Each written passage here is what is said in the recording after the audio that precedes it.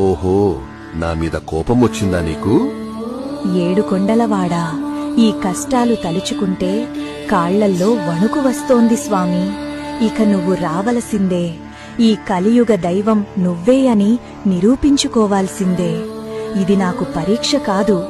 నువ్వు కష్టాల్లో ఆదుకునేది నిజమే అయితే నా ఓటమిని విజయంగా మార్చి చూపించాల్సిందే.